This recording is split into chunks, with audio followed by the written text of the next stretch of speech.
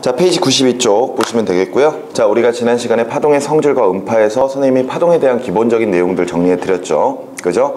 자, 그러면서 오늘 우리가 해야 될 부분이 이제 파동의 표시 부분입니다.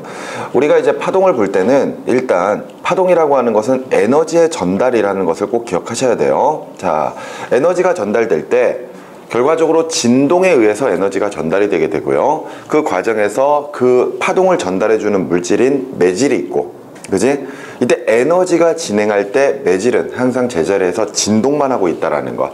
그래서 진행 방향과 매질의 진동 방향이 서로 수직이면은 횡파, 그리고 나란하면은 종파라고 부른다라는 거, 그런 내용들 정리하셔야 됩니다. 그런데 우리가 일반적으로 횡파와 종파를 좀 표현을 해보면은, 횡파는 이제 위아래로 흔들리니까 횡파인 경우에는 보통은 요런 식으로 이제 많이 표현을 하죠. 그지? 그리고 이제 종파 같은 경우에는 매질이 앞뒤로 흔들리다 보니까 예를 들어서 빽빽하게 모이는 지점들이 있고요.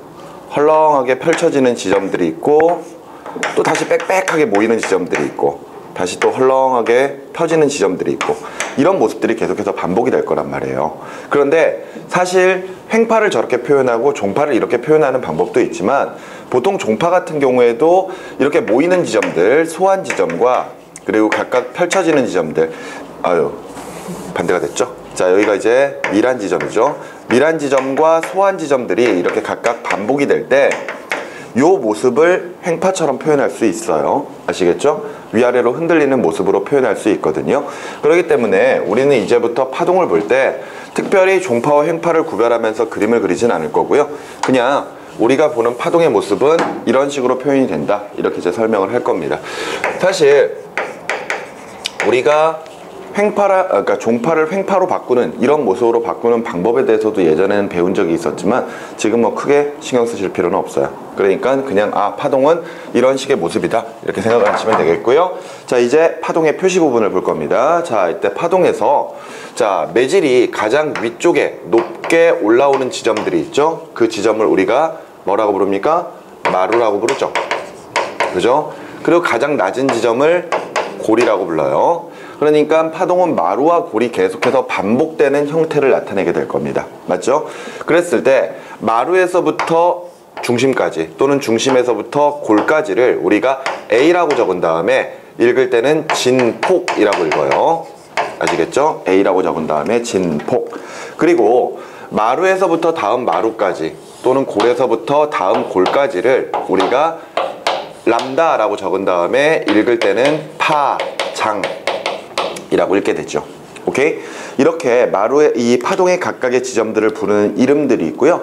자, 파동의 표시에 보면 이제 주기와 진동수의 관계가 나와 있습니다. 그죠? 자, 이때 주기 우리가 T라고 적고요. 이 주기는 매질이 1회 진동하는 시간이다 라고 표현을 합니다. 그러면서 이제 단위 자체가 초단위가 될 거예요. 초단위가. 자, 이 말은 무슨 말일까요? 예를 들어서 지금 현재 마루에 있는 매질이요, 파동이 오른쪽으로 진행하는 과정에서 항상 제자리에서 진동만 한다 그랬습니다. 맞죠? 그러니까 지금 현재 마루에 있는 지점이라면은 당연히 골까지 내려갈 거예요. 맞죠? 그런 다음에 다시 골에서 다시 마루까지 올라오는 이런 모습을 계속해서 반복하게 될 것이거든요. 그랬을 때 이 주기가 매질이 1회 진동하는 데 걸리는 시간이다, 이렇게 이제 표현을 하게 되죠. 근데 여기서 우리는 하나만 더 표현을 하도록 하겠습니다. 이때 주기 T라고 하는 것은 매질이 1회 진동하는 데 걸리는 시간이죠. 근데 선생님이 지난 시간에 파동을 진행하는 것과 진동하는 것으로 각각 구별을 해봤었어요. 그죠? 매질은 제자리에서 진동을 하죠. 근데 그동안에 뭐는 진행한다? 에너지는 진행한다. 맞죠? 이때 주기는 다른 표현으로는요, 에너지가 한 파장을 진행하는 시간이다, 이렇게 정리하셔도 됩니다. 그 말은 뭘까요? 예를 들어서 에너지가 현재 지금 요 마루 위에 있어요. 오케이? 그러는 동안 이 매질이 한번 띠용하고 진동을 하겠죠. 그러는 동안 에너지는 요만큼 진행을 해서 다음 마루까지 진행을 한다, 이렇게 보시면 되겠습니다. 아시겠죠? 이렇게 우리는 주기를 두 가지로 표현을 할 수 있어요. 알겠죠? 자, 그리고 나서 진동수의 개념을 보셔야 되죠. 진동수. 진동수는 우리가 F라고 적죠? 그제? 그랬을 때 진동수는 1초 동안 매질의 진동 횟수, 몇 번 진동하느냐, 그것을 표현하는 것이고요. 단위 자체는 헤르츠 단위를 쓰게 되죠. 헤르츠. 그지? 그러면 예를 들어서 1초에 한 번 진동하는 매질이라면은 진동수는 1헤르츠가 될 겁니다. 만일 매질이 한 번 진동하는데 0.5초가 걸린다, 이러면은 1초 동안에 두 번이 진동이 가능할 거예요. 그렇기 때문에 진동수는 2헤르츠가 될 것이고요. 주기가 0.1초다. 0.1초 만에 한 번 진동을 한다면은 1초 동안엔 10번 진동하니까 10헤르츠가 되겠죠. 이해되시죠? 반대로 주기가 2초다. 2초 동안에 한 번 진동한다면 1초 동안엔 절반밖에 못 내려갑니다. 그렇기 때문에 진동수를 0.5Hz. 만일 주기가 10초라면은 10분의 1밖에 진동을 하지 못하기 때문에 진동수는 0.1Hz 이렇게 표현할 수가 있겠죠. 그런 식으로 우리가 관계를 따져보면은 주기와 진동수는 항상 역수관계에 있다는 것을 확인할 수가 있어요. 그러니까 주기가 커지면 진동수는 작아지고 반대로 진동수가 주기가 짧아지면 진동수는 커지는 현상이 벌어지거든요. 그렇기 때문에 우리 교재에 지금 네모 박스 안에 들어가 있는 것처럼, 그제? 예를 들어서 우리가 주기 t를 계산할 때 만일 진동수를 알고 있다면은 진동수분의 1초로 가지고 계산할 수 있다는 것이고요. 오케이? 만일 진동수를 계산할 때 주기를 알고 있다면은 주기분의 1헤르츠라고 계산하면은 결과적으로 진동수를 계산할 수 있다. 이렇게 이제 정리가 되어 있는 거죠. 항상 둘의 관계는 어떤 관계다? 역수관계다 라는 것을 기억을 해주시면 되겠습니다. 그러면서 이제 우리가 또 하나 더 정리할 게 바로 파동의 전파 속력이에요. 전파 속력. 당연히 속력이니까 V 단위를 쓸 거거든요. 그런데 우리가 속력을 쓸 때는 항상 시간분의 거리라고 하는 공식으로 쓰게 되잖아요. 맞죠? 그렇다면은 여기서 중요한 것은 파동이 진행을 할 때 에너지가 진행하는 속력이라고 보면 되거든요. 그럼 앞서 봤던 것처럼 에너지는 한 주기 동안 한 파장만큼을 진행을 하게 됩니다. 그러면 시간 단위는 주기가 될 것이고요. 당연히 거리 단위는 파장 단위가 돼버리겠죠. 그렇기 때문에 전파 속력은 주기분의 파장으로 계산을 할 수가 있는 거죠. 그제? 앞서 봤던 것처럼 주기 단위는 초 단위예요. 그죠? 그리고 파장 단위는 보통 미터가 되거든요. 그렇기 때문에 전파 속력도 미터 퍼 세크라고 하는 단위 등을 주로 사용을 하게 됩니다. 그런데 이렇게 주기분의 파장으로 전파 속력을 계산할 수 있다? 그렇다면은 앞서 주기분의 1이라고 하는 것이 결과적으로 진동수에 해당하는 거니까, 그제? 이 공식을 바꿔주면은 진동수에다가 뭘 곱할 수도 있다? 파장 람다를 곱하는 것도 결과적으로 전파 속력에 해당을 한다. 이렇게 정리를 할 수가 있을 겁니다. 무슨 말인지 이해가 되시죠? 이렇게 해서 우리가 파동의 각 요소들을 좀 확인을 해 보았습니다. 여러분들이 이 파동 부분의 문제를 이제 내용들을 쭉 살펴보실 때 교재에 굉장히 많은 파동의 모습들이 그려져 있어요. 그런데 파동을 할 때 다른 부분도 마찬가지입니다. 사실 어떤 과목이든 뭐 특히나 이제 과학탐구 영역에서 어떤 그림 같은 것들이 나오거나 그래프 같은 것들이 나오게 되면요, 그것을 눈으로 이렇게 쳐다보고 있으면은 그 당시에는 이해가 될지는 몰라도 시간이 지나고 나면은 그게 다시 또 헷갈리기 시작을 하거든요. 그 말인즉슨 우리가 왜 그런 거 있잖아요. 뭐 머리가 나쁘면 손발이 고생한다 이런 표현이 있잖아요. 그지? 근데 그것을 거꾸로 이야기하면은 손발이 고생하면은 머리가 나빠도 정리를 할 수가 있다는 뜻이거든요. 그 말은 우리가 보통 어떤 그림 형태나 아니면 그래프 형태가 나오게 되면은 이것을 눈으로만 쳐다보지 마시고 손으로 계속해서 좀 그려보면서 손에 익혀두시는 게 굉장히 좋습니다. 대표적으로 어떤 것을 해보면 되냐면요, 지금 우리가 이제 파동을 하고 있잖아요. 그랬을 때 파동이 지금 현재 이런 모습으로 그려져 있다고 쳐봅시다. 알겠죠? 그러면은 이때 파동이 진행하는 방향이 오른쪽이다 라고 가정을 했을 때, 파동이 오른쪽으로 진행한다 이렇게 이야기를 했을 때, 그렇다면은 앞서 매질은 제자리에서 진동한다 그랬거든요. 그러면은 그 매질이 진동함으로써 파동의 형태가 달라질 때 이 그래프를 어떻게 변화시켜야 되느냐, 그것을 직접 그려가면서 연습을 하시면 돼요. 그런데 이 파동이 오른쪽으로 진행할 때 그 진행하는 모습을 그리는 건 상당히 간단합니다. 예를 들어서 지금 이런 모습의 파동을 보고 있다. 근데 파동이 오른쪽으로 진행한다. 그러면 잠시 뒤의 파동의 모습은 지금 이 파동을 그대로 옆으로 살짝 옮겨서 그려주시면 돼요. 무슨 말인지 이해가 되시나요? 예를 들어서 이 부분을 여기에서부터 시작하도록 그려보는 거죠. 알겠어? 근데 이거를 학생들한테 그려보라고 합니다. 그려봐! 이러면은 의외로 잘 안 그려져요. 생각보다. 그 말은 그냥 눈으로 봤을 때는 저렇게 되겠지 라고 알고는 있는데 막상 손으로 직접 그려보거나 이래버리면은 익숙하지가 않으니까 그림이 잘 안 그려지는 거야. 무슨 말인지 알겠어? 그려보면은 이런 식으로 그려져야 되겠죠? 요런 모습으로. 알겠어? 좀 전에 요 모습을 그대로 옆으로 옮긴다 그랬었죠. 맞지?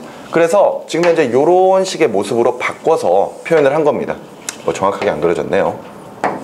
하여튼간 이렇게 그려졌는데 이때 이 부분이 비어 있으면은 뒤에 있는 부분을 연장해서 이렇게 쭉 그려주시면 되거든요. 그러면 이런 식의 하얀색의 파동이 노란색의 파동으로 바뀌었다 이렇게 이야기를 하게 되면은 이때 매질의 이동 방향이 마루에 있던 매질이 잠시 뒤에는 요만큼 내려온다라는 거죠. 이해가 됩니까? 골에 있던 파동은 골에 있던 매질은 다시 위로 올라온다는 이야기고요. 오케이? 이때 여기에 있던 매질이 이쪽으로 이동한다? 아니라는 거예요. 알겠어? 항상 횡파 같은 경우에는 위아래로만 진동을 하게 되죠. 이런 모습으로 우리가 나타낼 수가 있다는 겁니다. 오케이? 그래서 파동을 직접 연습을 하면서 좀 그려보셔야 돼요. 오케이? 무슨 말인지 아시겠죠? 그래야지만 우리가 파동을 확실하게 좀 이해를 할 수가 있습니다. 됐죠? 자, 어찌됐건 파동은 눈여겨서 뭐 보는 것도 중요하겠지만 어찌됐건 그림을 좀 그려가면서 연습을 하시는 게 제일 좋아요. 알겠죠?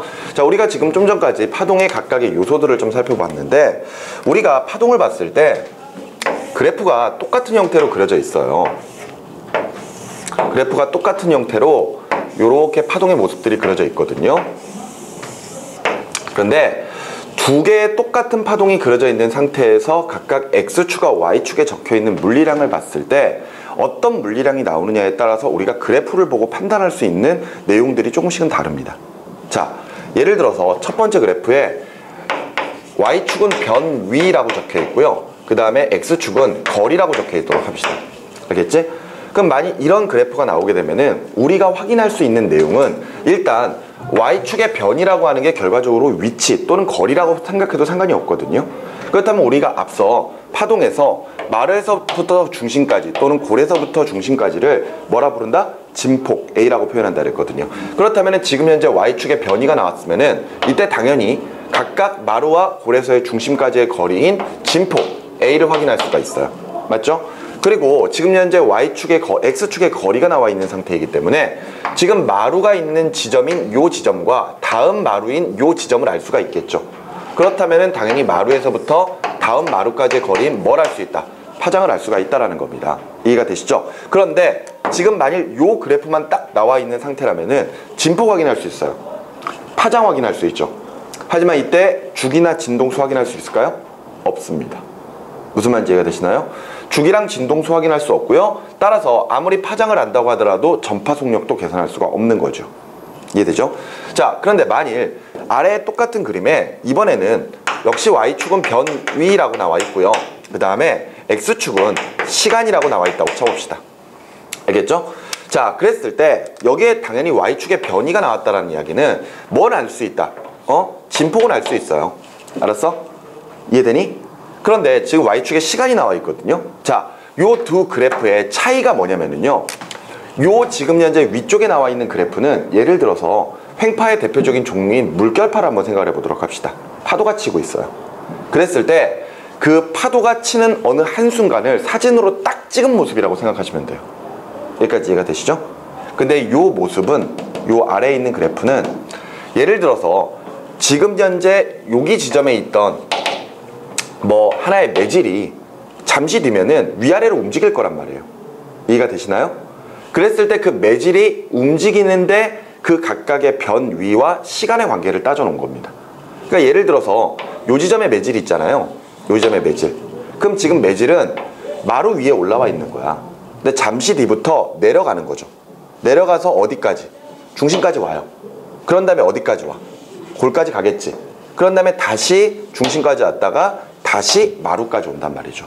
이거는 매질이 진동하는 모습을 그 궤적을 따라서 그림을 그려놓은 거라고 생각하면 돼요. 보세요. 이런 거잖아요. 아까 이 매질은 제자리에서 이렇게 진동만 한다 그랬잖아요. 맞지? 지금 위아래로 이렇게 진동하고 있을 때 이 진동하는 것을 쭉 잡아 당겨 버리는 겁니다.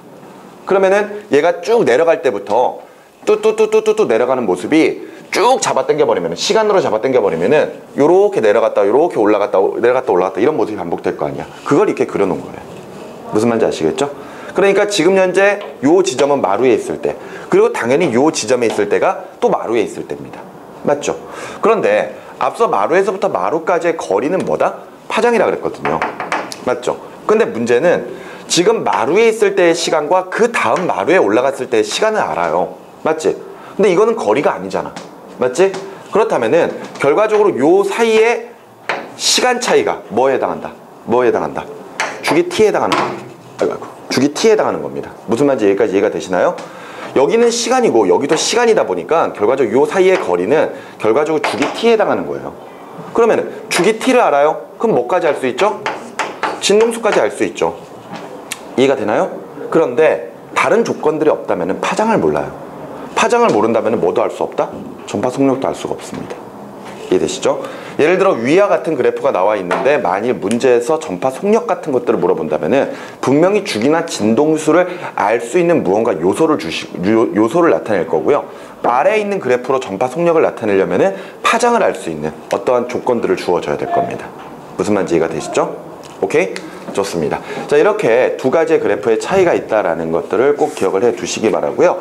그리고 이제부터 선생님이 설명해 드리는 거는 교재에는 없는 내용인데 여러분들이 파동하면서 문제를 정말 쉽게 풀 수 있는 방법, 그 방법에 대해서 좀 설명을 해 드리도록 하겠습니다. 아시겠죠? 자, 다시 이제 파동을 좀 그려보면은요, 파동이 이렇게 그려질 거거든요. 맞죠? 그랬을 때 우리가 앞서 파장이라고 하는 게 마루에서부터 다음 마루까지의 거리를 파장 람다라고 표현을 했단 말이에요. 그러면서 요 지점에 있던 에너지가 여기까지 가는데 걸리는 시간을 우리가 뭐라 부른다? 주기 t라고 부른다 그랬단 말이에요. 기억나시죠? 그치? 그런데 어찌됐건 파동은 예를 들어 여기서부터 여기까지 끊어보면은, 알겠니? 지금 현재 요 모습이 요 노란색의 파동이 계속해서 반복되는 형태잖아요. 맞죠? 그러면은 우리는 이 하나의 노란색 파동을 4개로 끊어볼 수 있습니다. 그 말은 처음부터 마루까지, 마루에서부터 다시 중심까지, 중심에서 골까지, 골에서부터 다시 중심까지, 이렇게 4번을 끊을 수가 있죠.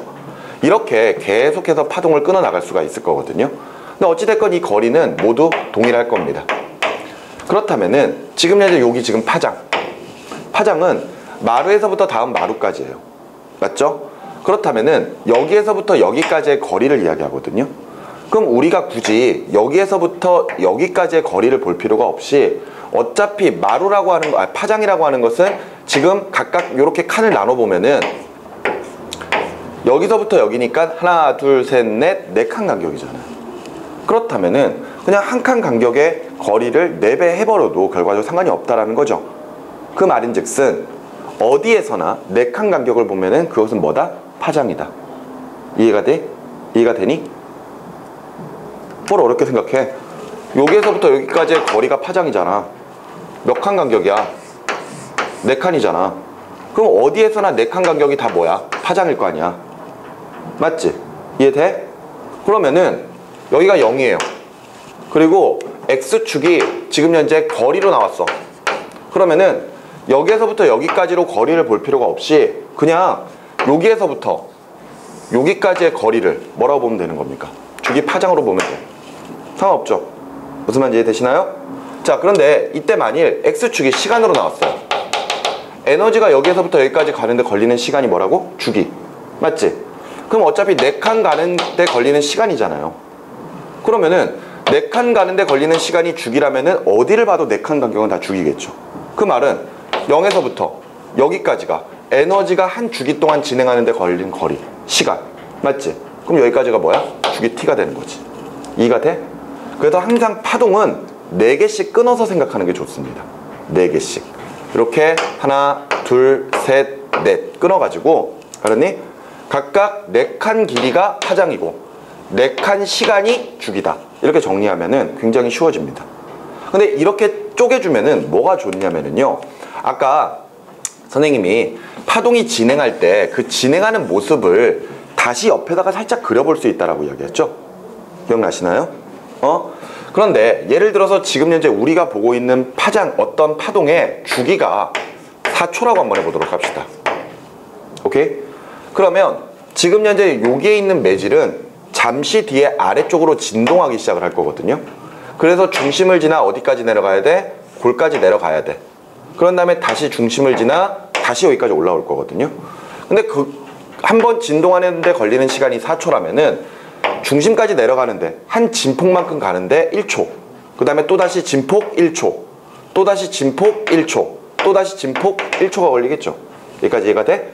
그러면 만약 지금 현재 이런 식의 그림을 딱 그려놓고, 자, 주기가 4초다. 그런데 예를 들어 1초 뒤에 뭐 특정 지점들, 예를 들어서 A지점, B지점, 뭐 C지점에 각각 매질의 변이는 이렇게 물어볼 수 있단 말이에요. 알았어?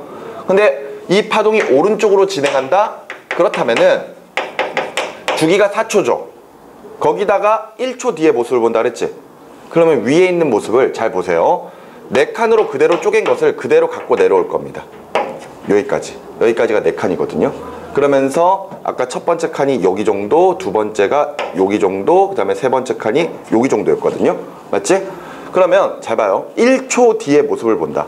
그러면은 여기서부터 0, 1, 2, 3, 4 초 단위가 되겠죠.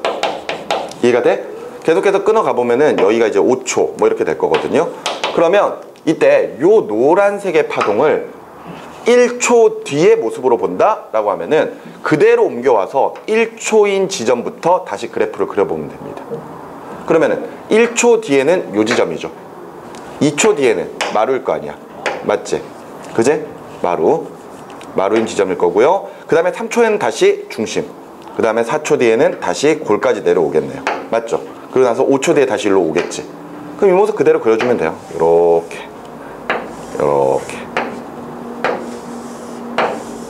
이렇게 그려주시면 됩니다. 오케이? 그래서 여기는 없네요. 여기는 다시 그래프를 연장을 해주면 돼요. 이렇게. 무슨 말인지 알겠나요? 그러면은 자 보자. 아까 A 지점이 여기였죠? 여기. 그지? B 지점이 여기, 그 다음에 C 지점이 여기. 각각 위치가 바뀌는 겁니다. 맞죠? 그렇다면 A는 지금 현재 원래 마루에 있던 지점이 이렇게 내려온 거죠. 그리고 B 지점은 현재 중심에 있던 지점이 골로 올라온 거죠. 마루로 올라온 거잖아요. 그리고 C 지점 같은 경우에는 원래 지금 골이었던 지점이 다시 위로 올라온 거잖아요. 맞지? 이런 식으로 각각 매질의 이동 방향을 우리가 확인을 해볼 수가 있습니다. 만약 2초 뒤에 모습을 본다? 이러면 어떻게 그리면 돼요? 여기서부터 그리면 되겠지. 여기서부터 이렇게 그려주면 돼요. 이런 식으로. 알겠지? 3초 뒤에 모습을 본다? 그럼 여기서부터 다시 그리면 돼. 이렇게. 무슨 말인지 아시겠나요? 그럼 4초 뒤에 모습은 어떻게 될까요? 4초 때부터 그리면 되겠지. 근데 어차피 한 주기잖아. 그럼 원래대로 이 모습으로 바뀌어버리게 될 겁니다. 아시겠죠? 그러니까 A 지점이 여기에서부터 여기를 지나 여기까지 됐다가 다시 올라왔다가 다시 원래대로 돌아오는 것. 이것을 우리가 설명을 할 수가 있어요. 이해되시죠? 이렇게 파동을 항상 4개씩 끊어주시면 되겠습니다. 이해됐죠? 자, 이렇게 해서 우리가 파동에 관련된 기본 요소들은 좀 살펴보았습니다. 그러면서 뒤에 보니까요. 93쪽에 지금 현재 위쪽에 6번째에서 파동의 속도가 나와 있고요. 그 다음에 그 밑에 파면이 나와 있죠. 보이나요? 파면? 자, 파면에 대해서 잠깐 좀 설명을 해드릴게요. 우리가 파동을 보면은 역시 이제 파동이 진행하는 모습에 따라서 두 가지로 표현할 수 있거든요. 구면파와 평면파.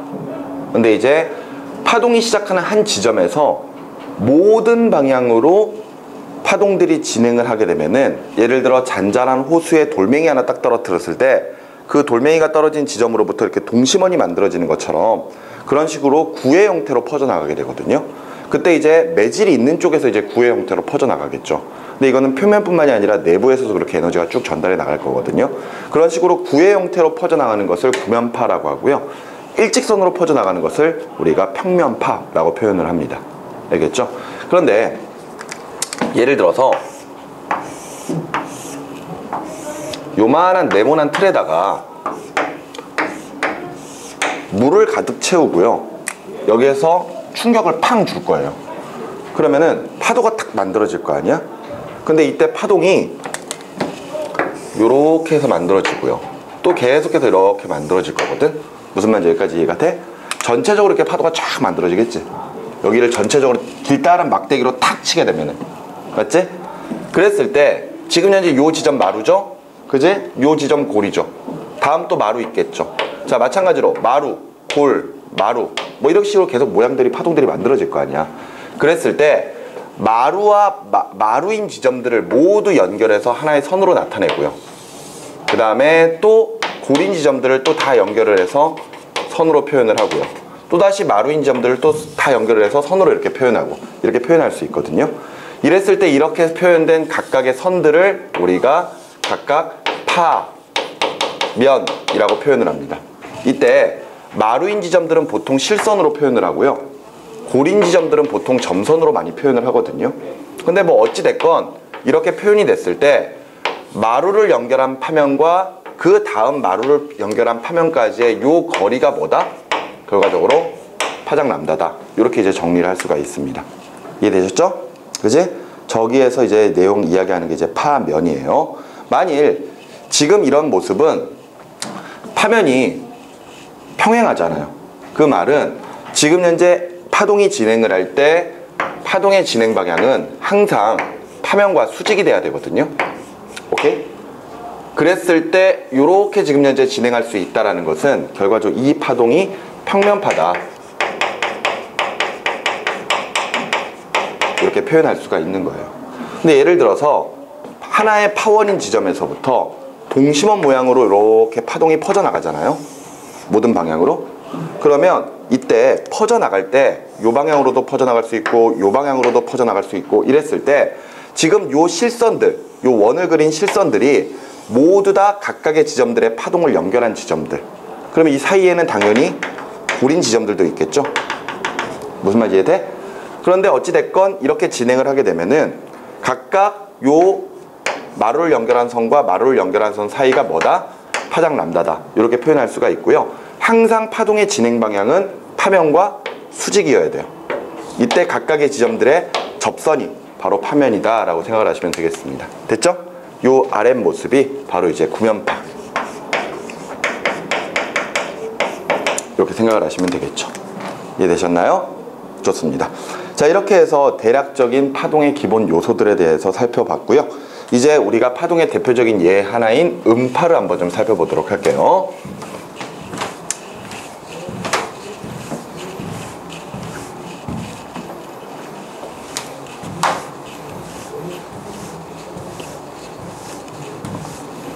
자, 음파는 말 그대로 소리죠.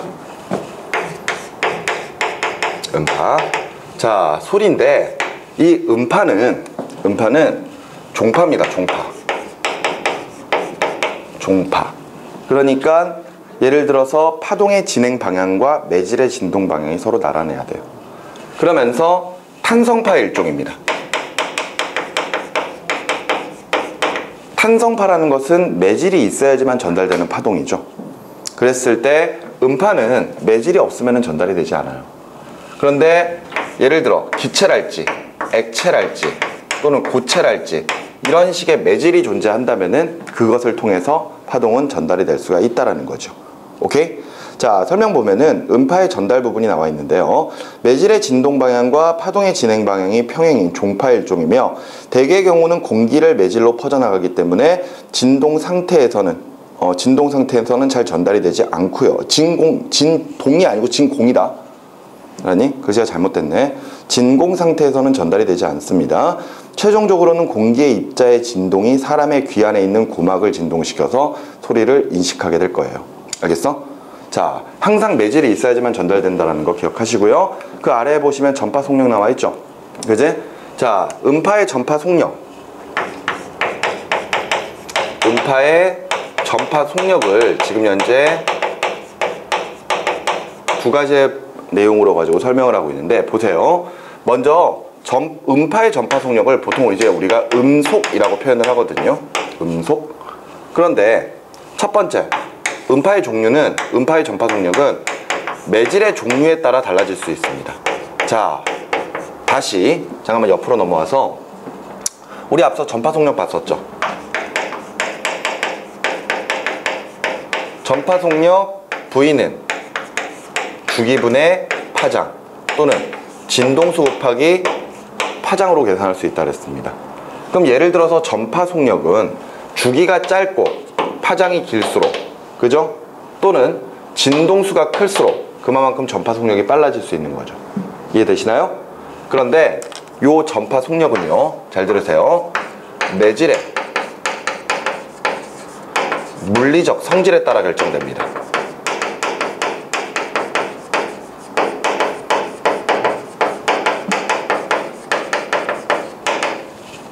오케이? 자, 여기서 이제 매질의 물리적 성질이라고 하는 것은 뭐냐면요, 그 물질의 상태예요. 그러니까 매질을 통해서 전달될 때 그 매질의 상태가 무엇이냐, 고체냐, 액체냐, 기체냐에 따라서 각각 매질의 전파 속력이 달라질 수 있다는 겁니다. 그리고 온도 같은 것들도 역시 마찬가지로 이 물리적 성질에 해당을 해요. 또는 뭐 밀도 같은 것도 있어요. 근데 밀도는 뭐 상태랑 거의 비슷한 이런 뜻이기 때문에 뭐 크게 신경은 안 써도 되거든요. 어찌됐건 예를 들어 매질의 상태나 또는 그 같은 물질이라도 온도에 따라서 전파 속력이 달라질 수 있습니다. 그럼 거꾸로 이야기하자면은 매질의 종류가 같고 온도가 동일하다면은 전파 속력은 어때야 된다는 이야기예요? 같아야 된다는 이야기입니다. 맞죠? 매질의 물리적 성질에 따라서 전파 속력이 달라지기 때문에 매질의 물리적 성질이 같으면 하나의 파동은 전파 속력이 같아야 돼요. 오케이? 선생님이 우리 앞에서 빛에 대해서 쭉 배웠었잖아요. 우리가 보는 가시광선 영역은 빛이 파장에 따라서 색깔이 나눠졌었습니다. 여기가 400나노미터고요. 여기가 700나노미터면은 이때 가시광선 영역 중에서 가장 파장이 긴 쪽이 무슨 색? 빨간색. 그리고 짧은 쪽이 보라색이라고 그랬거든요. 그래서 빨간색 쪽으로 갈수록 파장은 어떻게 된다? 길어진다. 이렇게 이야기를 했었습니다. 맞죠? 그런데 봐요. 지금 빨주노초 파남보의 빛이 쭉 진행을 하고 있을 때, 알았니? 이때 모든 빛들이 같은 구간을 통과하고 있으면은 이때 빨주노초 파남보의 빛들은 모두 다 동일한 전파 속력을 나타내야 돼요. 오케이? 그러니까 예를 들어 빨간색 같은 경우에는 전달이 될 때 이런 식으로 전달이 되고 있는 겁니다. 사이에 노란색 빛 같은 경우에는 이렇게 전달이 되고 있는 거죠. 그리고 예를 들어 보라색이라면은 보라색은 이렇게 전달되고 있는 거예요. 그러니까 빨간색은 파장이 이만큼으로 전달되고 있는 거고, 노란색은 요만큼의 파장, 그 다음에 보라색은 요만큼의 파장으로 각각 진행을 하지만 전파 속력은 어떻다? 전파 속력은 어떻다? 같다라는 거야. 알았니? 전파 속력은 같다고. 왜? 매질의 물리적 성질이 같으니까. 알았어? 똑같은 공기 내에서 통과하고 있으면은 얘네들은 모두 전파 속력이 똑같아야 돼요. 따라서 앞서 봤던 것처럼 전파 속력은 진동수 곱하기 파장 람다로 계산할 수 있으니까 이때 모든 빛들의 전파 속력이 일정하다면은, 그제? 파장이 길수록 진동수는 어떻다? 작다. 이렇게 정리할 수 있는 거야. 알았니? 그러면서 빛이 가지고 있는 에너지의 크기는 진동수에 비례하니까 에너지도 작아진다. 이렇게 설명할 수가 있었던 게 앞에서 봤었던 내용들입니다. 이해되죠? 자, 우리가 지금 보고 있는 이 파동은요, 항상 매질의 물리적 성질에 따라 전파 속력이 달라질 수 있다는 거 기억하셔야 됩니다. 따라서 음파의 전파 속력을 볼 때 매질의 종류에 따라 전파 속력이 달라진다면요, 이때 고체, 액체, 기체가 있을 때 각각 통과할 수 있다 그랬었죠? 그죠? 그랬을 때 음파는요, 고체 상태에서 가장 빠르고요, 액체, 기체로 갈수록 점차 느려집니다. 알겠습니까? 오케이? 이게 왜 그러냐면요, 결과적으로 파동이 전달되는 것은 진동이 전달되는 거거든요. 그랬을 때 고체, 액체, 기체로 갈수록 그 물질을 이루고 있는 입자 사이의 거리가 멀어지죠. 입자 사이의 거리가 멀어진다는 것은 진동을 전달해 줄 거리도 멀어진다는 뜻이거든요. 그러니까 따닥따닥 붙어 있으면 금방금방 바로바로 옆으로 전달해 줄 수가 있는데, 액체가 되고 기체가 되면 사이의 거리가 계속 멀어져 버리니까 그만큼 전달하는데 시간이 좀 더 오래 소요될 수밖에 없는 거예요. 그래서 매질의 종류에 따라 전파 속력이 달라진다라면은 이때 음속은 고체 상태에서 가장 빠르고 그 다음에 액체, 기체 순으로 갈수록 점차 느려진다는 것을 꼭 기억하셔야 됩니다. 근데 앞서 이야기했던 것처럼 대부분의 소리는 기체를 통해서 전달이 되거든요. 그죠? 그렇다면은 이번에는 두 번째로 기체 상태의 매질에서 온도의 변화에 따른 전파 속력을 좀 볼 겁니다. 그런데 이때 매질의 상태가 기체 상태인 경우에 이때 음파의 전파 속력 V는요 331 플러스 0.6 T로 가지고 계산이 됩니다. 오케이? 그 말인즉슨 전파 속력 V는 결과적으로 T, 이게 시간이 아니에요. 그래서 요거는 섭씨 온도거든요. 우리가 살고 있는 섭씨 온도, 그 섭씨 온도가 높으면 높을수록 그만큼 전달 속도가 빠르다, 이것을 뜻하는 겁니다. 예를 들어서 우리가 기준으로 삼고 있는 음속이요 15도의 온도에서 기체 상태의 소리가 퍼져나갈 때 소리를 우리가 기준으로 삼고 있거든요. 그러니까 여기다가 15를 넣어주게 되면은 0.6T가 9가 나올 겁니다.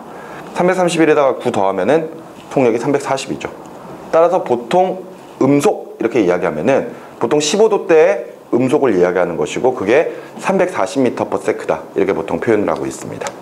오케이? 우리 그런 음속이라고 하는 것도 사실 생각해보면 굉장히 빨라요. 초당 340m를 가는 거니까. 맞지?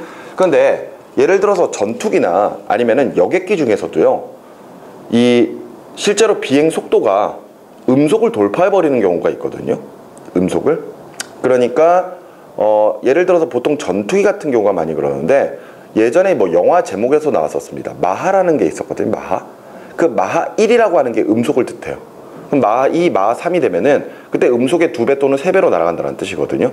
선생님은 오늘인가요?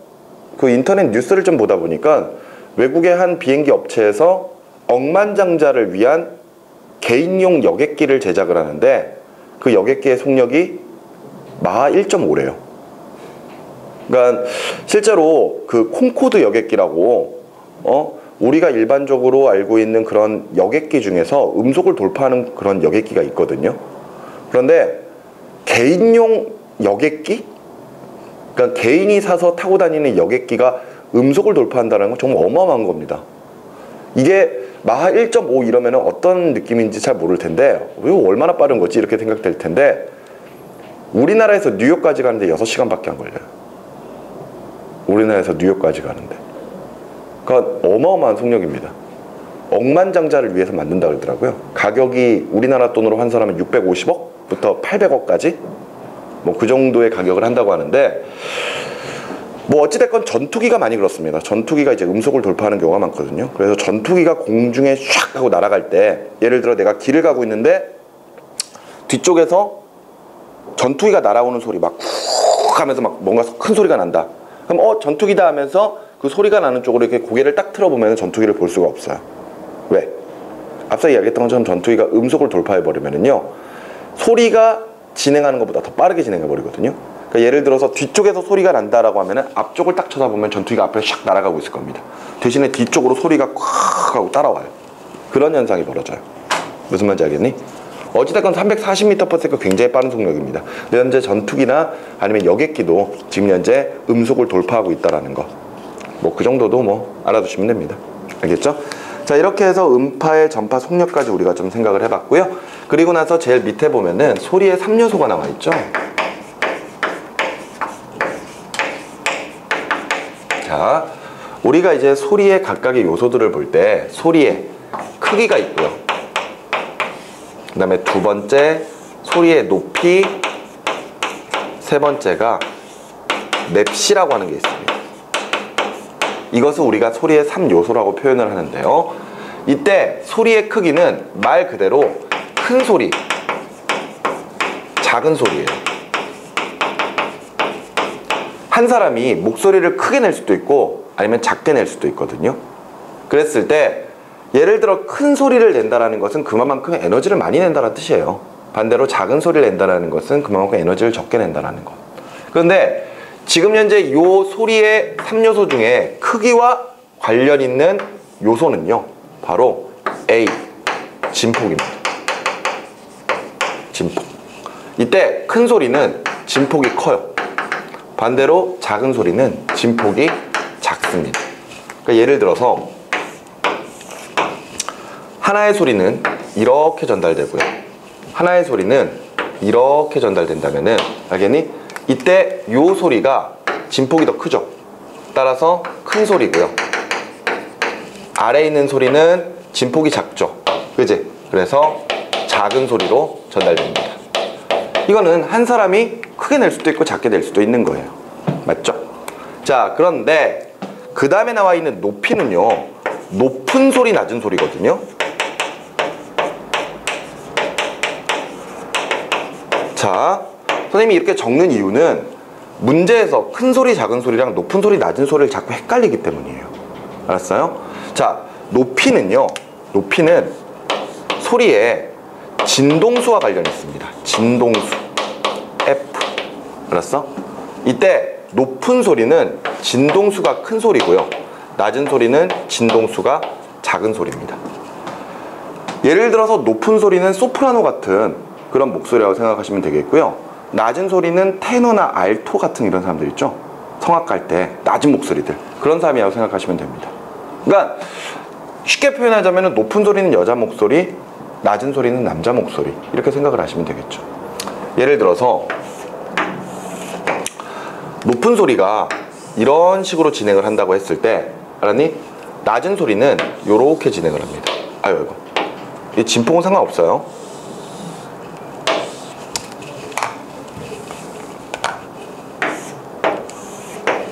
자, 높은 소리가 이렇게 되면은 낮은 소리는 이렇게 되고 있다고 생각하시면 돼요. 둘의 진폭은 똑같습니다. 둘의 진폭은 똑같은데, 다만 여기를 예를 들어 시간이라고 생각을 해보세요. 그러면은 지금 현재 노란색의 파동은 이렇게 진동될 때 여기까지가 주기예요. 맞죠? 근데 빨간색은 요 모습에서 여기까지가 주기거든. 주기가 길수록 진동수가 짧다 그랬죠. 맞지? 그렇기 때문에 노란색이 주기가 짧은 대신에 진동수는 큰 거고, 빨간색이 주기가 긴 대신에 진동수는 짧은 거지. 그럼 이게 낮은 소리, 요 노란색이 높은 소리, 이렇게 소리가 나눠지게 되는 거죠. 여기까지 무슨 말인지 이해됩니까? 이렇게 우리가 높이를 구별할 수가 있어요. 그 다음에 마지막 맵시는요, 소리의 느낌입니다. 예를 들어 똑같은 음을 서로 다른 악기가 연주를 했을 때 같은 세기로 악기를 연주하면은 소리의 크기나 또는 같은 음을 연주하니까 높이도 같거든요. 근데 예를 들어서 피아노가 또는 바이올린이 또는 뭐 리코더가 아니면 트럼펫이 이런 식으로 서로 다른 악기들이 똑같은 음을 같은 세기로 연주한다고 하더라도 우리가 딱 들었을 때는 서로 다른 악기가 연주한다는 걸 알고 있거든요. 예를 들어 교실에 있는데 문이 닫혀 있는 상태에서 바깥쪽에 친구들이 막 떠들면서 지나가요, 복도에. 근데 내가 그 친구들의 모습을 직접 보지 않는다고 하더라도 예를 들어 내가 아는 친구가 목소리가 딱 들렸다면 그 친구다 이렇게 알 수 있잖아요. 맞죠? 그거는 각각 소리가 전달될 때마다 그 소리마다 그 소리의 느낌에 해당하는 바로 맵시, 즉 파형이 다르기 때문입니다. 맵시는 소리의 파형과 관련이 있어요. 무슨 이야기냐면은 예를 들어 같은 음을 연주를 할 때 서로 두 개의 악기가 연주를 할 거거든요. 그랬을 때 하나의 악기는 예를 들어 도를 딱 치면은 이렇게 딱 나타납니다. 그런데 어떤 악기는 도를 딱 치면은 예를 들어서 이렇게 딱 나타나는 거예요. 무슨 말인지 알겠니? 그런데 얘네들의 진폭과 파장이 서로 같고 그 다음에 진동수까지 똑같고 이러면은 소리의 크기나 높이는 똑같은 거거든요. 다만 요렇게 전달되느냐 또는 요렇게 전달되느냐 거기에 따라서 느낌이 달라지는 거예요. 사람이 받는 느낌이. 그래서 아, 서로 다른 악기다, 이렇게 구별할 수가 있는 거지. 무슨 말인지 알겠나요? 이렇게 해서 우리가 소리의 3요소, 크기, 그 다음에 높이, 맵시, 세 가지를 우리가 다 살펴보았습니다. 알겠습니까? 지금까지 우리가 봤었던 내용이 파동에 관련된 내용이었어요. 됐죠? 자, 여기까지 보시고 칠판 정리하고 계속 이어서 가도록 하겠습니다. 자, 그럼 페이지 95쪽 보세요. 자, 이제부터는 우리가 파동의 성질에 대해서 내용을 좀 살펴보도록 하겠습니다. 자, 우리가 보는 파동은요, 일단 몇 가지의 성질들이 있는데, 파동의 성질, 자, 이제 뭐 첫 번째는 직진성을 가지고 있어요. 우리 앞에서 뭐 평면파 이런 거 보면은 파동이 이렇게 직진하는 거 있었었죠? 그지? 이런 것들도 있고요. 두 번째가 반사, 세 번째가 굴절, 그 다음에 네 번째 뭐 회절, 그리고 뭐 다섯 번째 간섭 또는 뭐 합성파, 이렇게 정리를 할 수가 있거든요. 그런데 어찌 뭐 직진성 같은 경우에는 뭐 크게 신경은 안 쓰셔도 되고요. 나머지 이제 파동의 성질, 요 반사, 굴절, 회절에 관련된 내용들을 우리가 좀 살펴볼 겁니다. 아시겠죠? 자, 제일 먼저 나와 있는 내용은 반사입니다. 그죠? 파동의 반사. 자, 이 파동의 반사 부분은요, 파동이 한 매질을 진행을 할 때는 직진성을 가지고 진행을 해요. 그런데 한 매질을 진행하던 파동이 다른 종류의 매질을 만나거나 또는 어떤 경계에 부딪히게 되면은요, 그 경계면에서 다시 되돌아 나오는 현상을 우리가 이제 반사라고 표현을 할 겁니다. 자, 무슨 이야기냐면은요, 예를 들어서 우리가 이제 봐야 되는 것은 이제 소리, 음파 같은 계열인데, 음파도 파동이고 빛도 파동이잖아요. 맞죠? 그러니까 그냥 빛으로 설명을 해도 크게 상관은 없습니다. 자, 우리가 빛이 거울에 부딪히면은 반사된다라는 사실을 알고 있을 거예요. 맞죠? 자, 그랬을 때 그런 모습을 생각하시면 됩니다. 예를 들어 이제 이것을 거울면이라고 한번 해보도록 하자고요. 알겠죠? 그럼 예를 들어 빛이 진행을 할 때 빛이 요렇게 진행을 하다가 거울면에 탁 부딪히는 경우가 생길 거예요. 맞죠? 그러면 당연히 우리는 그 빛이 거울에서 반사된다라는 것을 알고 있어요. 근데 반사될 때 그 진행 방향이 요렇게 진행을 할 거란 이야기예요. 알겠습니까? 이랬을 때 거울면으로 들어가는 빛을 우리가 이제 입사광선이라고 표현할 것이고요. 그 다음에 경계면에서 반사되어 나오는 빛을 반사광선, 이렇게 표현을 할 겁니다. 자, 그랬을 때 여기서부터 잘 보셔야 돼요. 이때 빛이 거울에 닿는 요 지점에 그 경계면에 수직인 선을 하나 그리게 되고요. 그 수직인 선을 우리가 법선이라고 표현을 하거든요. 그랬을 때 입사광선과 법선이 이루는 요 각을 입사각, 그리고 법선과 반사광선이 이루는 요 각을 반사각이라고 표현을 할 겁니다. 오케이? 자, 요거 잘 보셔야, 위치 잘 보셔야 됩니다. 이렇게 각각 입사광선과 법선이 이루는 각을 입사각, 그 다음에 반사광선과 법선이 이루는 각을 반사각, 이렇게 표현했을 때 우리는 반사의 법칙이라는 것을 통해서, 반사의 법칙이라고 하는 것을 통해서 어떤 경우에나 입사각과 반사각은 서로 같다, 이렇게 표현을 하고 있습니다. 알겠죠? 이때 입사각을 I라고 쓰고요. 그 다음에 반사각을 I'이라고 할 거예요. 알겠어? 근데 언제나 입사각과 반사각은 어떻다? 같답니다. 알겠습니까? 여기서 우리가 과학을 하다 보면은 법칙이라고 하는 걸 배우기도 하고요. 아니면은 무슨 론, 무슨 설, 이런 걸 배우기도 하거든요. 그런데 그렇게 우리가 어떤 내용들을 배울 때 뒤에 무슨 론이나 무슨 설이 붙어 있는 것들은요, 쉽게 말해서 증명되지 않은 것들이나 아니면은 뭐 예를 들어서 시대가 바뀌어오면서 예전에 맞았다라고 생각했는데 지금 현재는 그게 틀렸다라는 것을 알고 있다거나 뭐 그러는 것들을 우리가 론이나 설을 붙이게 됩니다. 근데 법칙이라는 말이 붙으면은 그 조건에 맞는다면은 항상 성립하는 것을 법칙이라고 생각하면 돼요. 그 말은 뭐예요? 반사의 법칙, 반사가 일어날 때는 항상 뭐와 뭐는 같다? 입사각과 반사각의 크기는 무조건 같아야 된다는 겁니다. 상대성 이론 이론도 아직 증명이 안 된 거예요? 네? 상대성 이론도 아직 증명. 그럼요. 상대성 이론도 우리가 앞에서 봤던 것 중에 보면 이제 론이 붙어 있잖아요. 그러니까 쉽게 말해서 하나의 가설이고 우리가 현재 지금 인정하고 있는 것 뿐이지 실질적으로 그게 완벽하게 맞다라고는 이야기를 못해요. 그러니까 그것을 알기 위해서 끊임없이 연구를 하고 있는 거죠. 뭐 예를 들어서 일반 상대성 이론에서도 그 이론이 맞다면은 중력파가 관찰이 돼야 되는데 중력파가 관찰이 안 된다 그랬잖아요. 그러니까 그런 내용들도 계속해서 연구를 통해서 이후에 내용이 수정될 수도 있고 그게 맞다라고 증명이 될 수도 있는 겁니다. 오케이? 자, 이렇게 어찌됐건 파동의 반사에서는 어느 경우에나 입사각과 반사의 크기는 어떻다? 같다. 이렇게 생각을 하셔야 됩니다. 그런데 이때 보면은요, 보세요. 우리가 파동이 반사될 때 두 가지의 반사로 볼 수 있거든요. 첫 번째가 정반사라고 하는 게 있고 두 번째가 난반사라고 하는 게 있어요.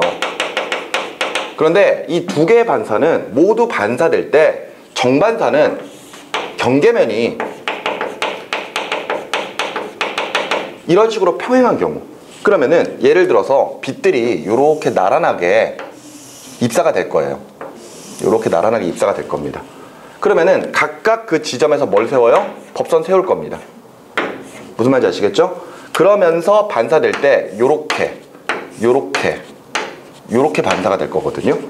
이런 식으로 일어나는 반사를 우리가 정반사라고 표현을 합니다. 근데 난반사는요, 경계면이 매끄럽지 않은 경우예요.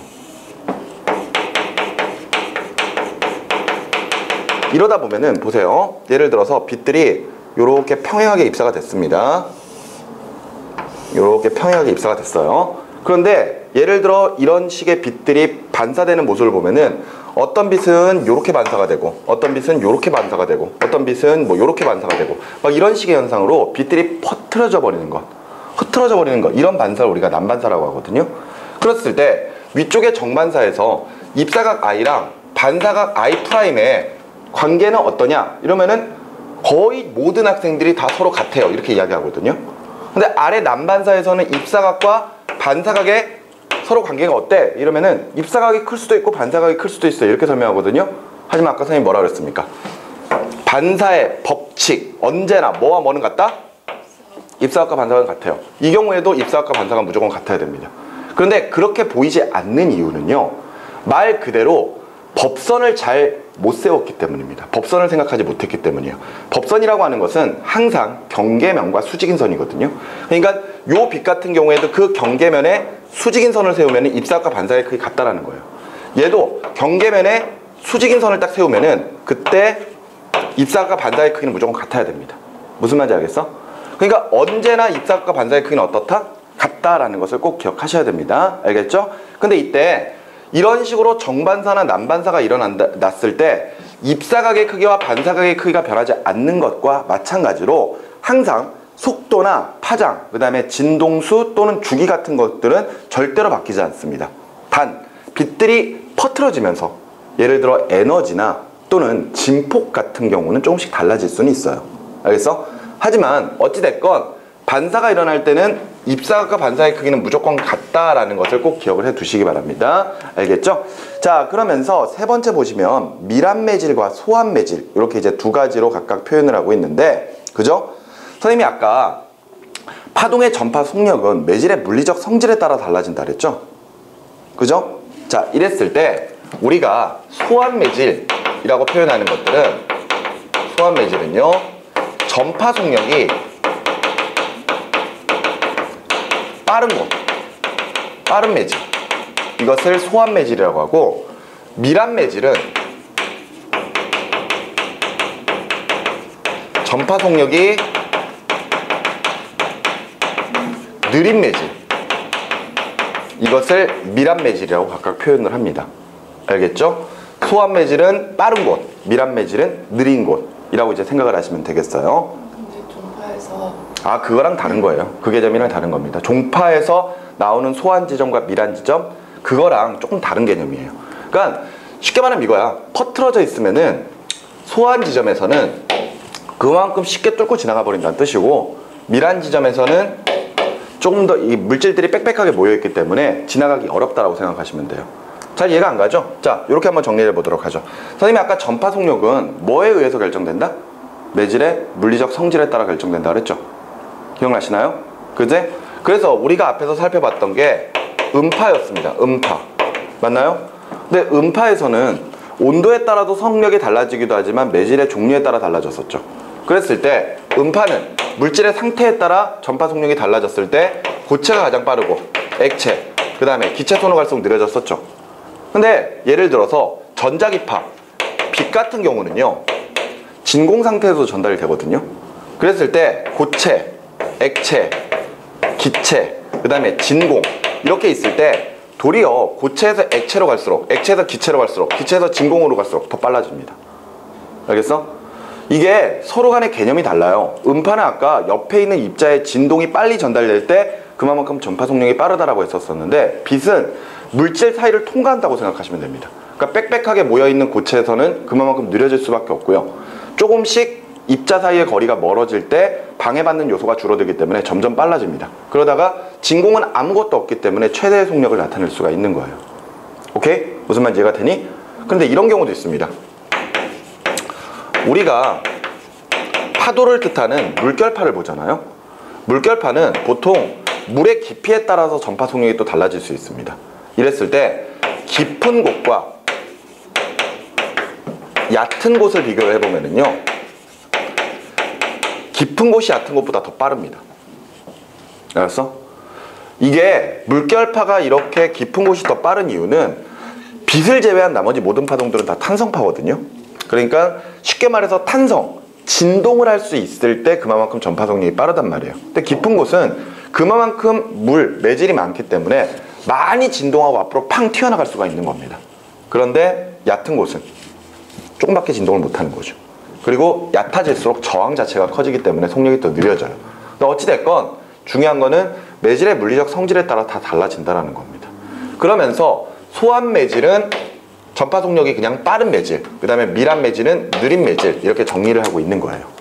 알았어? 그러면은 여기서 물결파 같은 경우에는 깊은 곳과 얕은 곳에서 누가 더 전파 속력이 빠르다고? 깊은 곳이 빠르지? 그럼 깊은 곳이 소환 매질이고요 얕은 곳이 밀한 매질입니다. 여기까지 알겠습니까? 이렇게 우리가 이제 각각 표현을 하는 거예요. 오케이? 무슨 말인지 이해가 되시죠? 자, 이렇게 해서 우리가 각각 어떤 매질을 진행할 때의 전파 속력에 따라서 소환 매질과 밀한 매질로 각각 표현할 수 있다는 것 정리를 해드렸습니다. 됐죠? 자, 일단 중요한 것은 파동이 반사가 일어날 때 항상 입사각과 반사각의 크기는 어떻다? 같다라는 거. 저것을 잘 생각을 하셔야 돼요. 아시겠죠? 자, 그런 다음에 바로 이어서 우리가 볼 내용은 파동의 굴절입니다. 자, 경계면에서 빛이 반사되어 나갈 수도 있지만 예를 들어 지금 이게 거울이 아니라 위쪽은 공기, 아래쪽은 물이라고 합시다. 알았어? 그러면 공기와 물이 만나는 경계면에서도 역시 마찬가지로 이게 결과적으로 수면이 되겠죠. 그죠? 수면에서도 반사는 일어납니다. 알았어? 근데 빛의 일부는 반사되지만 일부는 물속으로 진행을 할 거란 말이에요. 오케이? 그랬을 때 굴절이라고 하는 현상은 빛의 진행 경로가 꺾이는 현상을 굴절이라고 표현을 합니다. 자, 다시 저 위에 있는 그림, 저 옆에 있는 그림을 다시 그려드릴게요. 자, 공기가 있고 물이 있습니다. 오케이? 자, 이랬을 때 빛이 요렇게 진행을 할 거예요. 이렇게 진행을 할 겁니다. 자, 그럼 이 빛이 무슨 광선? 입사광선. 알겠어? 요게 입사광선. 자, 그러면은 당연히 경계면에 뭐 세워야 돼요? 법선 세워야 되겠죠? 자, 법선 세웠습니다. 그 상태에서 입사광선과 법선이 이루는 각 무슨 각? 입사각 I. 맞죠? 그러면은 당연히 경계면에서 반사가 일어나요.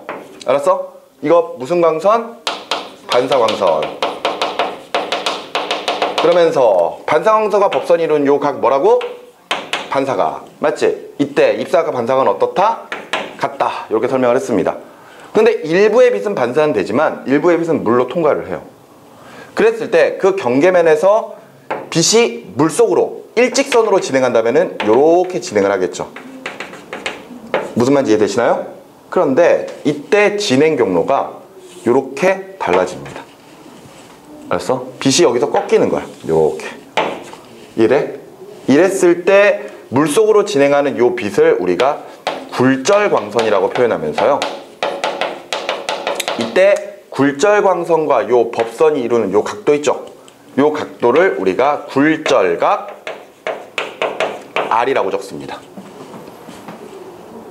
여기까지 되셨습니까? 자, 이랬을 때 지금 보시면은요, 공기에서 물로 빛이 진행을 하거든요. 맞죠? 선생님은 지금 빛으로 설명을 하고 있어요. 아까 선생님이 정리해줬던 것처럼 빛의 전파 속력은요, 고체보다는 액체, 액체보다는 기체, 기체보다는 진공이라고 그랬습니다. 그렇다면 지금 현재 어디에서 어디로 가고 있는 거예요? 기체에서 액체로 가고 있는 거지? 맞지? 그러면은 빠른 데서 느린 데로 가고 있는 거잖아. 빠른 매질은 무슨 매질? 빠른 매질은 무슨 매질? 소환 매질. 느린 매질은 무슨 매질? 미란 매질. 지금 빠른 곳에서 느린 곳으로 진행을 하고 있어요. 그랬더니 어느 경우에나 입사각과 반사각의 크기는 같아야 돼. 맞지? 입사각과 반사각의 크기는 항상 같아야 되는데 이때 굴절각 사이의 관계를 봅시다. 그러면 요 각도가 입사각이고 요 각도가 입사각일 거 아니에요. 근데 굴절각은 요 각도밖에 안 되니까 결과적으로 입사각이 굴절각보다 어떻다? 크다. 이렇게 설명할 수가 있겠죠. 여기까지 이해가 되시죠? 오케이? 자, 그런데 보세요. 이때 빛이 꺾여요. 빛이 꺾이는데 이 굴절이 일어날 때는 항상 느린 매질로 진행 방향이 꺾인다고 생각하시면 됩니다.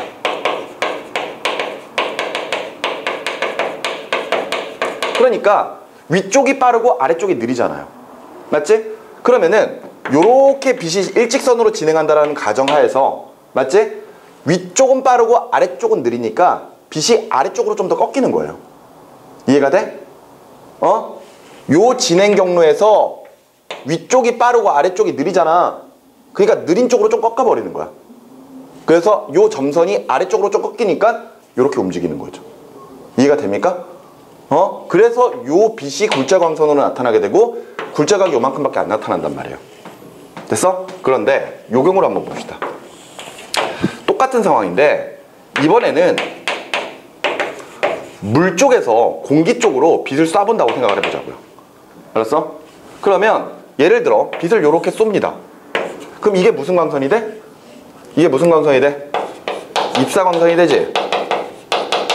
그러면 당연히 여기서 뭐 세워야 돼? 법선 세워야죠. 법선.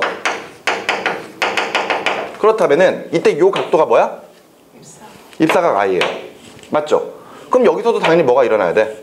반사가 일어나야지. 맞지? 그럼 요 각도가 반사각 I'.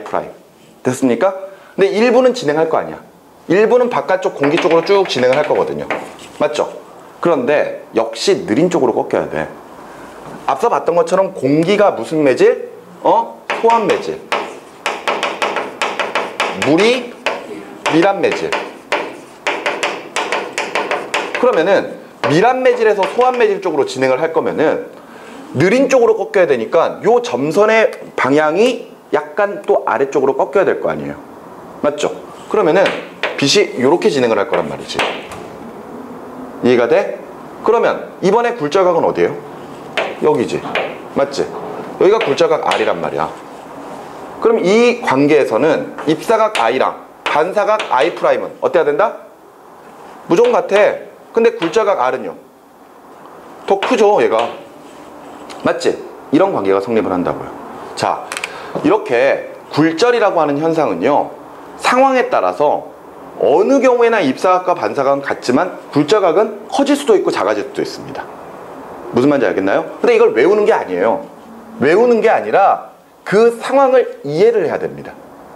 어느 쪽이 더 빠르고 느린지를 생각하고 진행 방향에서 좀 더 느린 쪽으로 빛이 꺾인다고 생각하시면 돼요. 여기까지 아시겠나요?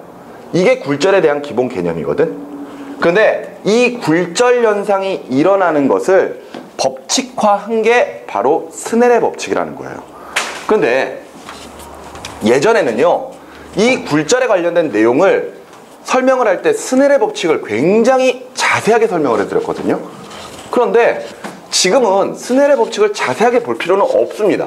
왜냐하면은 실제 물리 1에서 이 스넬의 법칙을 자세하게 설명하는 부분은 빠졌어요. 그러니까 공식 자체는 나오거든요. 공식 자체는 나오는데 중요한 거는 이때 그 각각의 그 스넬의 법칙이 왜 만들어졌는지 거기에 대한 정말 자세한 내용들은 빠졌습니다. 근데 선생님이 이야기하는 부분은요, 이거는 예를 들어서 지금 현재 뭐 수능을 준비하고 있는 학생들, 그런 학생들한테는 말 그대로 스넬의 법칙을 완벽하게 유도하는 과정을 알 필요는 없다, 이렇게 이야기를 하는데, 내신을 준비하는 학생들이라면 어느 정도 알 필요는 있습니다. 왜냐하면 예전에도 굉장히 중요하게 다뤄진 부분이고, 지금도 그 유도 과정이 빠졌다고 하더라도 그 유도 과정을 무시할 수는 없거든요. 그렇기 때문에 내신을 준비하는 학생들이라면은 당연히 어느 정도 좀 알 필요는 있어요. 알았어? 자, 그래서 이제부터 스넬의 법칙에 대해서 우리가 좀 정리를 해볼 겁니다. 알겠습니까? 보세요. 일단 경계면에서 위쪽을 공기, 아래쪽을 물이라고 할 겁니다. 알았어? 이때 공기에서 물로 진행하는 형태라고 생각하세요. 그러면은 공기가 소한 매질, 그리고 물이 밀한 매질일 겁니다. 이해되셨죠? 자, 이렇게 빛이 쭉 진행을 할 거예요. 알았어? 그러면 법선 세우고요. 그죠? 요 각도가 뭐? 입사각 I. 맞지? 어차피 반사각은 입사각과 같으니까 무시하겠습니다. 그러지 않고. 그러면 굴절각 그려보면은 빛이 쭉 직진한 다음에 이렇게 가겠죠? 그죠? 근데 이때 진행 방향상 밀한 매질 쪽으로 좀 더 꺾여야 되지. 그러니까 빛이 요렇게 꺾일 겁니다. 그랬을 때 요 각도가 뭐? 굴절각 R. 요렇게 이제 표현을 할 거예요. 이때 스넬의 법칙은요, 각각 저런 식으로 어떠한 빛이나 또는 파동이 진행하는 과정에서 입사각과 굴절각 사이에 관계를 따져놓은 게 바로 스넬의 법칙입니다. 그래서 우리 교재를 좀 볼게요. 자, 파동의 굴절 보셨죠? 자, 파동이 한 매질에서 다른 매질로 진행할 때 전파 속도의 변화에 따라 그 경계면에서 진행 방향이 꺾이는 현상, 이러면서 스넬의 법칙이 나와 있습니다. 파동이 굴절할 때 입사각이 변하면 굴절각도 변하지만, 이때 입사각과 굴절각의 값인 사인 비율은 변하지 않고 일정하다라는 이야기가 나와 있거든요. 자, 이걸 하기 위해서 이것부터 먼저 좀 보셔야 됩니다. 자, 우리가 굴절율이라고 하는 것을 가지고 전파 속력을 이야기하기도 하거든요. 이때 굴절율을 우리가 보통 N이라고 적습니다. 그냥 넘버의 줄임말이에요. 넘버의 줄임말. 그랬을 때 굴절율은 두 가지가 있습니다. 절대 굴절율과 상대 굴절율이 있거든요. 오케이? 그랬을 때 절대 굴절율은 빛이 진공에서 진행할 때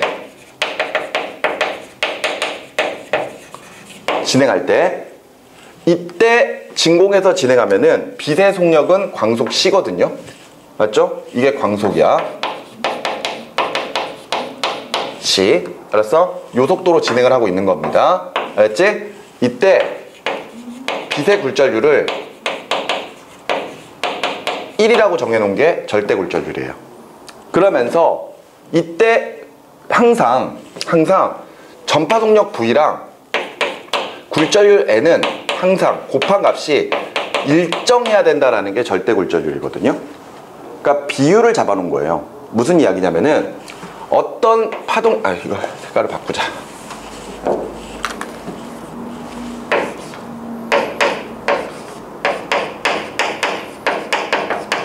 자, 일정해야 된다는 게 절대 굴절율입니다. 보세요. 이때 파동의 진행 속력 V에다가 굴절율을 곱했을 때 항상 일정해야 돼. 자, 빛을 볼 겁니다.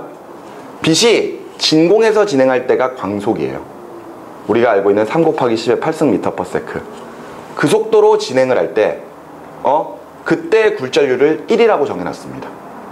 그랬을 때 C 곱하기 1이라고 하는 값이 있겠죠. 그지? 그랬을 때 빛이 다른 곳을 지나가면서 예를 들어 속력의 변화가 생긴다면, 알았어? 뭐 여기까지 이렇게 이야기하면 선생님 빛의 속력은 안 변해야 되잖아요. 뭐 이렇게 이야기하는데, 그거는 우리가 알고 있는 이제 광속 불변의 법칙이고, 파동을 보잖아. 파동. 알았니? 파동이라고 하는 개념에서는 매질의 물리적 성질에 따라서 전파 속력이 달라질 수 있거든요. 그런데 어찌됐건 보세요. 전파 속력하고 굴절율을 곱한 값은 항상 일정해야 돼. 근데 아까 우리 빛은 진공에서 제일 빠르고 기체, 액체, 고체로 갈수록 조금씩 느려진다 그랬잖아. 그러면 속력이 느려지면 느려질수록 앞서 광속에다가 1을 곱한 값은 항상 일정해야 되니까 속력이 느려질수록 굴절률은 어떻게 됩니까? 굴절률은 커지겠지. 여기까지 이해가 돼? 그래서 예를 들어서 진공 상태에서의 굴절률이 1이라면은요, 공기를 통과하거나 물을 통과하거나 유리를 통과하거나 이랬을 때마다 각각 굴절률들이 다 달라요. 그러면서 굴절률은 1보다 절대 작아질 수 없습니다. 맞죠? 1보다 굴절률이 더 작아진다는 것은 광속보다 빨리 움직인다는 건데 그런 경우는 없잖아요. 맞지? 그렇기 때문에 항상 굴절률은 1보다 큰 값을 나타낼 수밖에 없어요. 근데 굴절률이 크다라는 말은 무슨 뜻일까요? 결과적으로 매질 사이에서 파동이 진행할 때 전파 속력이 어떻다? 느리다 라는 것을 이야기하는 거거든요. 굴절률이 클수록 속력이 느린 거잖아. 맞지? 이해가 돼? 이게 절대 굴절률이에요. 그런데 절대 굴절률은 그렇게 빛이 진공 상태에서 진행할 때 속력과 다른 전파 속력들을 비교를 해가지고 그렇게 상대적인 값들을 다 표현을 해놓은 거거든요. 그러니까 절대 굴절률은 절대 1보다 작은 값이 나올 수가 없어요. 그런데 상대 굴절률은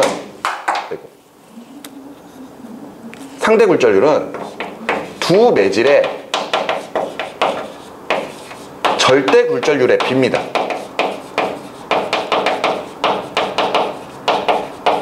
이게 무슨 말이냐면은 매질마다 절대 굴절률이 정해져 있을 거란 말이야. 맞지?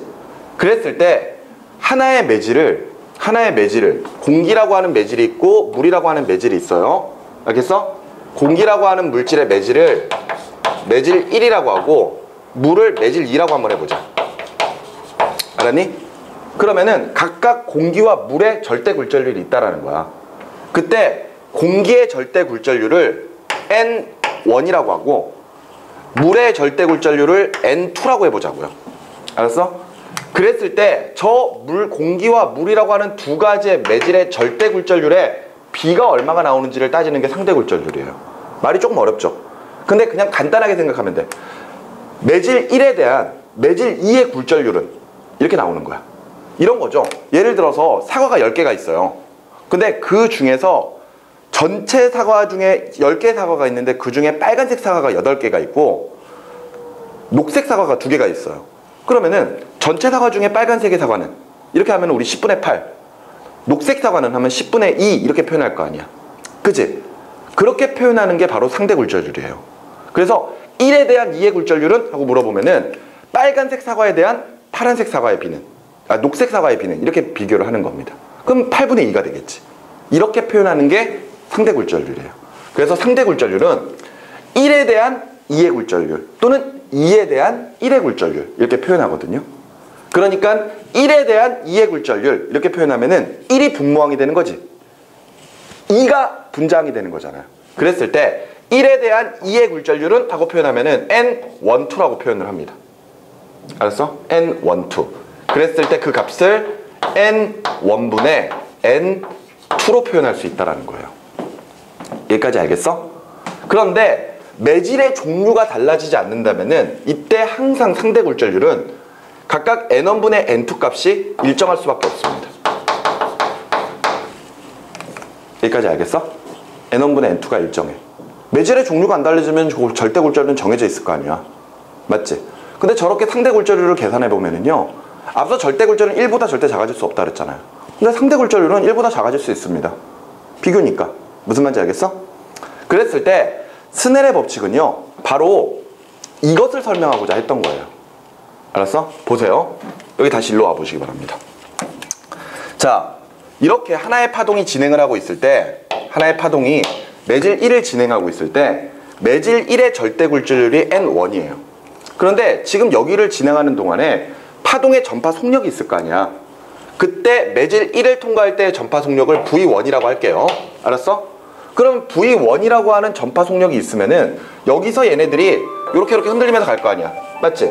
그랬을 때 당연히 파장 람다 1이 있을 수 있고 진동수 F1이 있을 수 있다는 거예요. 여기까지 이해가 됩니까?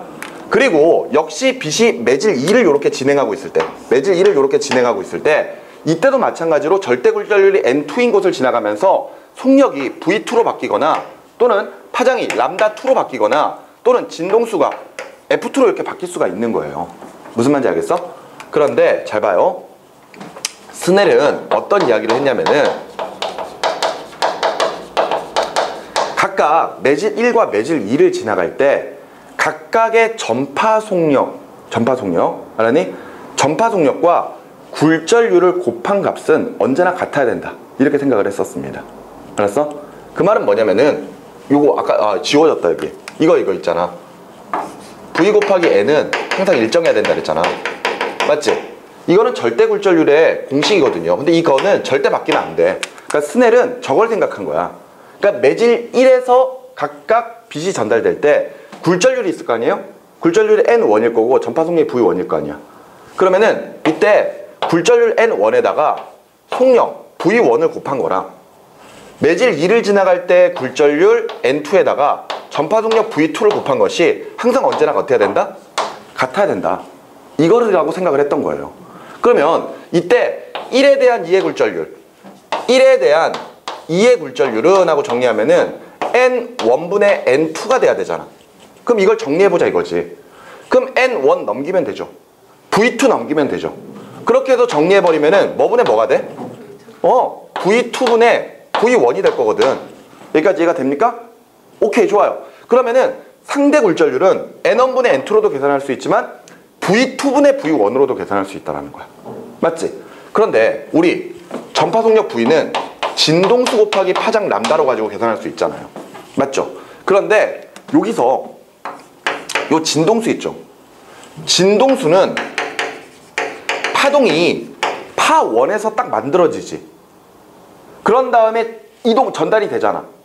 그러는 동안에 파동이 없어지기 전까지는 진동수는 절대 불변입니다. 절대 불변이에요. 뭔 얘기냐면은 파동이 이렇게 쭉 진행을 하다가 진행 경로에서 반사가 됐어. 또는 굴절이 됐어. 그래도 항상 진동수는 어때야 된다? 같아야 된다는 거야. 그러니까 요 F1과 요 F2는 무조건 같아야 돼. 절대 불변이거든. 알았어? 그러니까 저기에서 F1과 F2는 무조건 어때야 된다? 같아야 된다. 맞지? 그러면 진동수가 절대 불변이라면은 결과적으로 전파 속력 V는 파장에 비례하겠죠. 따라서 V2분의 V1이라 했잖아. 비율을 보는 거잖니. 그러니까 결과적으로 람다2분의 람다1이라고 설명을 해도 아무런 상관이 없는 거예요. 알겠어? 이게 바로 스넬의 법칙입니다. 알겠습니까? 스넬은 이 이야기를 한 거예요. 이 이야기를 한 겁니다. 됐습니까? 그런데 이후에 학자들이 또 만들어낸 게 있어. 이렇게 스넬의 법칙을 가지고 식을 또 정리를 하다 보니까 이 식이 사인 R분의 사인 I 값과도 같다라는 사실을 알게 된 거야. 알았어? 사인 값. 사인 R분의 사인 R. 사인 R은 굴절각 넣는 거죠. 사인 I는 입사각을 넣는 겁니다. 그렇게 해서 정리해도 상대 굴절률이 나온다. 이렇게 알게 된 거지. 그랬을 때 아까 선생님이 그랬잖아요. 유도 과정을 알 필요가 없다 이랬지? 원래대로라면은. 그러니까 실제로 교재에는 요 공식이 나와 있어요. 그러니까 상대 굴절률 N12는 N1분의 N2로 계산할 거야. 이것을 이런 방식으로 계산하다 보면은 이렇게도 된다. 설명할 수 있는 거거든요. 됐어? 그런데 우리는 지금 현재 내신 준비하는 과정에서 학교 선생님들이 이 스넬의 법칙을 굉장히 좀 자세하게 가르쳐 줄 수도 있거든요. 그런 경우에는 당연히 문제에 나올 수 있다라고 생각을 하고 문제에 좀 접근을 해주는 게 좋겠죠. 그래서 왜 사인 R분의 사인 I가 나오는지 선생님이 그림을 그려가면서 좀 설명을 해드릴 겁니다. 아시겠죠? 조금 복잡할 수 있으니까 정신 바짝 차리셔야 돼요. 아시겠죠? 자, 보세요. 매질 1이 있고 매질 2가 있습니다. 이때 이렇게 진행을 할 거예요. 이때 빛이나 아니면 예를 들어 어떤 파동이 이렇게 진행을 한다고 쳐봅시다. 이랬을 때 이 파동과 나란한 하나의 또 파동이 이렇게 진행을 할 거예요. 됐어?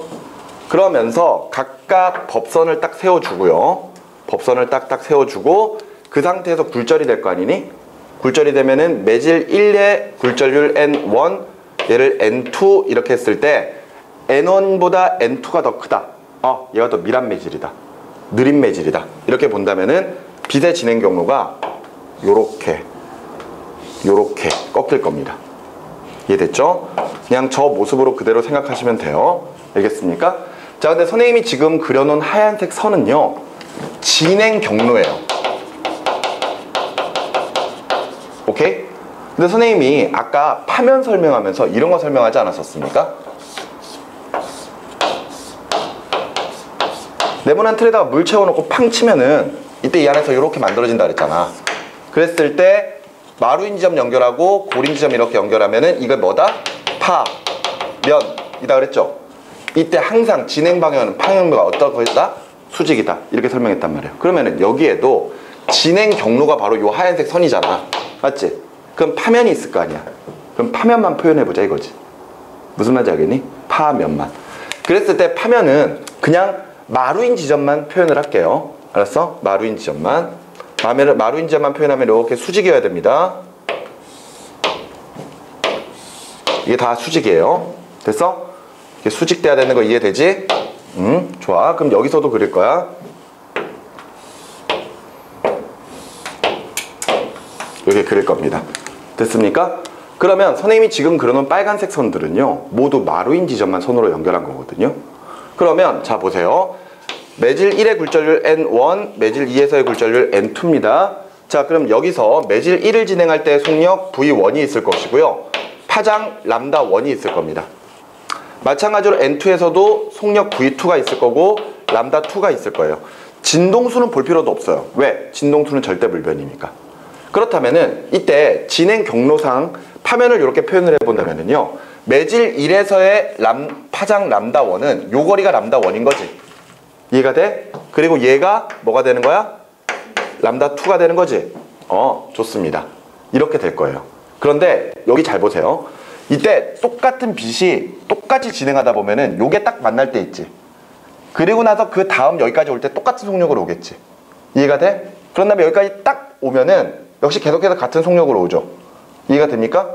그런데 그 다음부터 예를 들어 요걸 1번, 요걸 2번이라고 한다면은 1번은 매질 2를 지나가야 되지. 조금밖에 못 가는 거야. 근데 매질 2는 2번 빛은 계속해서 매질 1을 지나가지. 더 많이 갈 수가 있는 거라고요. 그러니까 진행 경로에 차이가 있으니까 이게 꺾이는 거야. 무슨 말 이해되지? 같은 속력이면 쭉쭉쭉쭉 일직선으로 진행하겠지만 왼쪽에 1번 빛이 요만큼밖에 진행을 못하니까 2번 빛이 많이 진행하면 꺾일 수밖에 없는 거죠. 그래서 느린 쪽으로 꺾이는 현상이 벌어지는 거야. 이해가 되니? 그러면 잘 봐요. 이때 여기에 있던 빛이 매질 2를 지나가면서 여기까지 갈 때의 시간 t가 있겠지. 마찬가지로 매질 두 번째 빛이 매질 1을 통과하는 동안 같은 시간 t 동안에 여기까지 갈 거 아니야. 그런데 결과적으로 요 거리가 람다1인 거고요. 맞죠? 요 거리가 람다2가 되는 거거든. 그러면 람다1은 V1의 속력으로 t 동안 가는 거리잖아. 맞지? 람다2는 V2의 속력으로 t 동안 가는 거리지. 여기까지 이해가 돼? 자, 잘 보세요. 이제부터 조금 헷갈립니다. 그림 잘 보셔야 돼요. 나중에 이거 동영상 강의로 보게 되면은, 다시 보게 되면은 이거 한두 번 정도 다시 보는 게 좋을 거예요. 그때는 조그맣게 화면 보지 말고 크게 띄워서 보시기 바랍니다. 이거 그 상황 잘 살펴야 돼. 알았지? 자, 여기부터 보세요. 여기가 뭐야? 입사각 I지. 맞지? 그 다음에 여기가 뭐니? 굴절각 R이죠. 여기까지 이해됩니까? 자, 그런데 지금부터 이제 뭘 볼 거냐면은 요 하나의 삼각형을 보세요. 여기 삼각형. 요 삼각형. 무슨 말인지 알겠어? 위쪽에 있는 요 삼각형. 그러면 이때 요 사이의 빗변의 거리를 L이라고 할게요. 알았어? 그러면 자, 여기가 입사각이야. 맞지? 그러면 이때 요 각은 수직이어야 되잖아. 그러니까 지금 여기가 얼마인 거니? 90-i가 되는 거지? 이해가 돼? 그러면 다시 법선과 경계면은 또 수직이잖아요. 그러니까 요 각도가 얼마가 되는 거니? 입사각 i가 돼버리는 거지? 이해가 돼? 자, 요거 밖으로 끄집어낼게요. 요 삼각형을 밖으로 끄집어낼 겁니다. 그러면 삼각형을 끄집어내보면은 이때 요 사이의 각도가 입사각 i가 되는 거지. 그지? 이거를 이렇게 뒤집을 거예요. 그러면은 빗변의 거리가 L이야. 이해가 돼? 빗변 요 길이가 요걸로 가는 겁니다. 그리고 나서 요게 지금 높인 거지. 여기가 람다 1이라고요. 이해가 되시나요? 그러면 이때 람다 1은 V1T라고 했거든. 됐지? 자, 그럼 이번에는 요 삼각형 보세요. 요 조그마한 삼각형. 요 조그마한 삼각형. 요 밑에 있는 삼각형. 자, 여기가 굴절각 R입니다. 경계면과 얘가 90도니까 요 사이의 각도가 뭐가 되는 거야? 90-R이 되는 거지. 그러면 여기가 90도니까 여기가 뭐가 되는 거지? R이 되는 거지. 자, 요거 끄집어낼게요. 그러면 여기가 지금 R이야. 그러면 요게 빗변이거든? 빗변 길이는 정해져 있잖아. 뭐라고? L이라고 정해져 있잖아요. 맞죠? 그리고 요게 높인 거지. 높이가 뭐야? 람다 2죠. 이해됩니까? 람다 2는 뭐 곱하기 뭐? V2에다가 T를 곱한 거란 말이죠. 이해가 되셨습니까? 그러면 자, 보세요. 우리가 스넬의 법칙을 보면은 여기까지 정리됐다 그랬잖아. 맞지? 그러면은 자, N12는 N1분의 N2야. 그리고 V2분의 V1이라고 정리할 수 있지. 맞지? 그러면 이게 지금 현재 람다 2분의 람다 1이라며. 위에 보세요. 위에서 우리는 사인 값을 볼 겁니다. 사인 값을 보면은 이때 사인 I는 하고 정리해주면은, 야, 이거 옆으로 옮기자. 자, 여기다 다시 옮겨서 할게요. 자, N12는 N1분의 N2 V2분의 V1 그 다음에 람다 2분의 람다 1이라고 했어요. 자, 근데 여기서 사인 값 봅니다. 사인 I는 하고 정리하면은 뭐분의 뭐야? L분의 람다 1이죠. 여기까지 이해가 됩니까? 그 다음에 사인 R은 L분의 람다 2가 되는 거지. 이해가 돼? 그런데 이때 사인 I랑 사인 R에 분수꼴을 한번 보자고. 그러면 이거 분수를 딱 쳐버리면 LL 다 없어져 버리잖아. 그럼 뭐분의 뭐밖에 안 남아? 람다 2분의 람다 1밖에 안 남죠. 이렇게 나온다고. 무슨 말인지 알겠니? 그래서 스넬의 법칙은 정리한 게 N12는 N1분의 N2가 사인 R분의 사인 I로 정리된다. 이렇게 된 겁니다. 무슨 말인지 아시겠나요? 자, 이 그림을 보고 판단해야 되는 거예요. 알았어? 근데 옛날에 이거 되게 자세하게 다뤘었거든? 근데 지금은 이 정도로 자세하게 다루지는 않습니다. 어찌됐건 이 과정을 통해서 스넬의 법칙을 사인 R분의 사인 I로 정리할 수 있다라는 거 기억하시면 돼요. 되셨나요? 자, 선생님이 지금까지 설명해 줬던 내용이 페이지 95쪽에 나와 있는 내용이고요. 그 아래쪽으로는 계속해서 뭐 절대 굴절률에 대한 값들이 나와 있죠. 그러니까 아까 이야기했던 것처럼 1보다 무조건 커야 된다 그랬잖아요. 그러니까 진공이 1이고 공기가 1.0002구인데 거의 1이라고 봐도 됩니다. 그 말은 공기와, 그러니까 진공 상태나 공기에서나 전파 속력은 거의 1이다. 굴절률이 1이다. 거의 같다. 이렇게 보셔도 상관이 없어요. 하지만 물, 기름, 특수유리, 그 다음에 다이아몬드로 갈수록 점점 굴절률이 커지죠. 전파 속력이 어떻게 된다? 느려진다. 이렇게 우리가 정리할 수가 있는 겁니다. 이해되셨죠? 그제? 자, 이렇게 정리를 하시고 내용을 보시면 되겠고요. 뒤로 넘어가시면 페이지 96쪽에 파동의 굴절과 진행 방향이 나와 있는데 이거 앞서 선생님이 설명을 해드렸던 내용입니다. 소환 매질에서 밀환 매질로 진행할 때는 밀환 매질 쪽으로 꺾여죠. 이 경우에는 입사각보다 굴절각이 더 작아집니다. 반대로 밀환 매질에서 소환 매질로 가게 되면은요, 역시 밀환 쪽으로 꺾일 때, 그지? 입사각보다 굴절각이 더 커지는 현상이 벌어져요. 맞죠? 그것을 외우지 말고 이해하라 그랬지? 그림으로 이해하셔야 됩니다. 그 정도까지 하면은 굴절에 대한 내용은 어느 정도 정리가 될 거예요. 되셨죠? 자, 오늘 수업은 여기까지입니다. 자, 굴절에 관련된 내용은 앞서 봤던 것처럼 스넬의 법칙을 좀 잘 보셔야 되거든요. 특히나 이거 유도하는 과정은 꼭 필요하진 않지만 한두 번 정도는 직접 그려가면서 연습을 한번 해보세요. 아시겠죠? 그리고 나서 당연히 공식 외우는 건 당연하겠죠. 이제 자, 오늘 수업은 여기까지고요.